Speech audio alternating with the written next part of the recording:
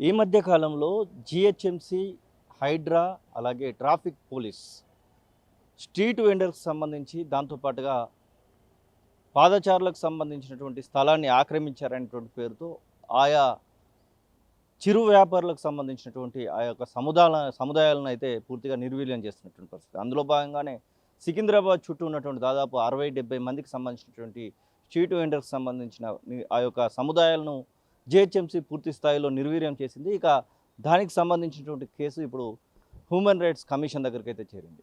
దానికి సంబంధించి human right కమిషన్లో ఒక ఫిల్ అయితే వేశారు ఎమ్మనేని రామారావు, హైకోర్టు అడ్వకేట్.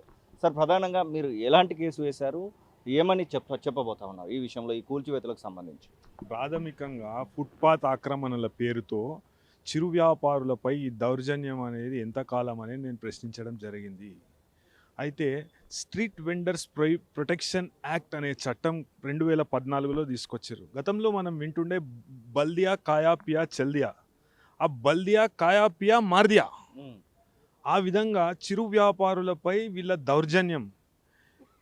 నేను ఇప్పుడు 1000 మందిని చిరు వ్యాపారులను తొలగించడం, ఫుట్పాత్ ఆక్రమణలను తొలగించడం అని అన్ని పేపర్లలో ఇవాళ దినము జిహెచ్ఎంసీ అధికారులు చెప్పుకుంటూ తిరుగుతున్నారు. అదే పత్రికా ప్రకటనలు కూడా ఇచ్చిండ్రు.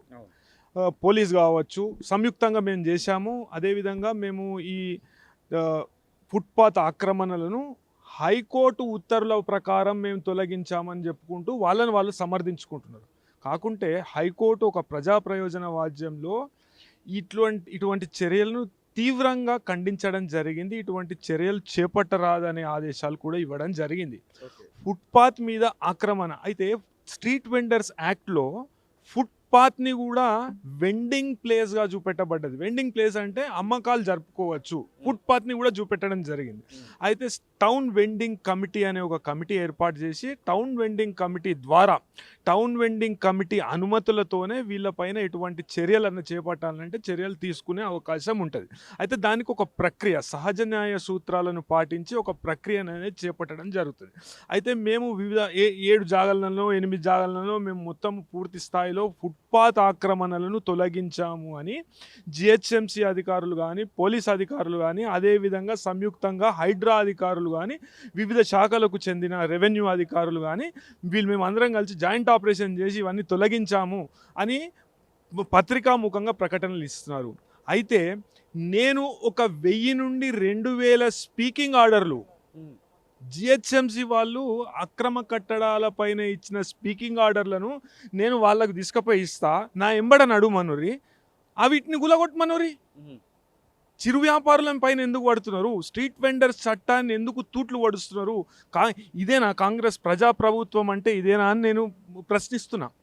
అయితే చిన్న చిన్న వ్యాపారాలు చేసుకునే వాళ్ళు దీనిలో స్టాటిక్ వెండర్స్ ఉంటారు, నాన్ స్టాటిక్ వెండర్స్ ఉంటారు. స్టాటిక్ వెండర్స్ అంటే ఆడనే ఉండి వ్యాపారం చేసుకునేటోళ్ళు. ఇప్పుడు మనము సైనిక్ పూరి సైడ్ పోయినాం అనుకోరి, సైనిక్ పూరి సైడ్లో సండే సాటర్డే కొంతమంది ఆడ స్టాటిక్గా వ్యాపారం చేస్తారు. స్టాటిక్గా వ్యాపారం చేసి దాని తర్వాత అవి తీసేస్తారు. అదే విధంగా దాన్ని వెండింగ్ జోన్గా దాన్ని నిర్ధారించబడుతుంది. వెండింగ్ జోన్ అని ఏవైతే నిర్ధారించబడ్డాయో ఆడికేంచి స్ట్రీట్ వెండర్. దీనిలో ఇంకొక విషయం ఏంటంటే, విచిత్రమైన విషయం ఏంటంటే 90% మందికి కార్డ్స్ ఉన్నాయి, అంటే లైసెన్సెస్ ఉన్నాయి 90% మందికి. వాళ్ళు వ్యాపారాలు చేసుకోవచ్చని లైసెన్స్ ఉన్నప్పటికీ కూడా ఈ కూల్చివేతలు జరిగాయని చెప్తా ఉన్నారా మీరు? ఇది అధికార దుర్వినియోగము కాకుంటే అది అంటే ప్రభుత్వం చేస్తున్న దారుణమైన పనులను ఎత్తి చూపుతూ ఎన్నో ప్రజా ప్రయోజన వాద్యాలు లేకుంటే కోర్టులు అంటే మధ్యలో వచ్చి కోర్టుల ఉత్తర్వులను తప్పించుకోనికి, ఇది మభ్యపెట్టడానికి చిరు వ్యాపారుల మీద పడ్డారు. చిరు వ్యాపారులకు 90% మందికి లైసెన్సులు అనేటివి ఉన్నాయి. ఇది పూర్తి స్థాయిలో విధ్వంసం అనేది సృష్టిస్తున్నారు. ఈ చిరు వ్యాపారులను దారుణంగా, అంటే వాళ్ళకు ఇప్పుడు అందరికీ లైసెన్స్ ఉన్నాక వాళ్ళను తీసే అవసరం ఏమున్నది? వాళ్ళకు నోటీస్ ఇవ్వాలి, టౌన్ వెండింగ్ కమిటీ సలహా తీసుకోవాలి, టౌన్ వెండింగ్ వాళ్ళకు ప్రత్యామ్నాయం చూపెట్టాలి, వాళ్ళకి కాంపెన్సేషన్. నేను ప్రాథమికంగా సికింద్రాబాద్ పరిసరాలలో చేసిన విధ్వంసాన్ని ప్రశ్నిస్తూ జాతీయ మానవ హక్కుల కమిషన్ దృష్టికి నేను ఈ విషయాన్ని తీసుకుపోవడం జరిగింది. ఈ చిరు వ్యాపారులకు పరిహారం ఇప్పియాలి, అదేవిధంగా వాళ్ళు ఎక్కడనైతే వ్యాపారం చేసుకుంటారో అదే పునరావృతం చేయాలి, వాళ్ళకి ఆడనే జాగాలు అనేటివి కల్పించాలనే విషయాన్ని నేను చెప్పడం. ఏదైనా ఉందా మీ దగ్గర రిసీవింగ్ కాపీ ఏమైనా ఉందా దానికి సంబంధించి? నేను రాష్ట్ర మానవ హక్కుల కమిషన్లో ఈ మన హైదరాబాద్కు సంబంధించి చార్మినార్ జోన్లో నిన్న ఏ విధంగానైతే సాటర్డే నాడు ఇంత విధ్వంసం సృష్టించారో చిరు వ్యాపారులు వాళ్ళ కుటుంబం దీనిలో ఎక్కువ శాతం మందికి పిఎం స్వయం సేవ అనే పథకం కింద లోన్స్ కూడా వచ్చినాయి. ఈ వాళ్ళు వ్యాపారం చేసుకోవడానికి చేసుకునే వాళ్ళకి చిరు వ్యాపారులకు కేంద్ర ప్రభుత్వము రుణాలు కూడా ఇచ్చింది.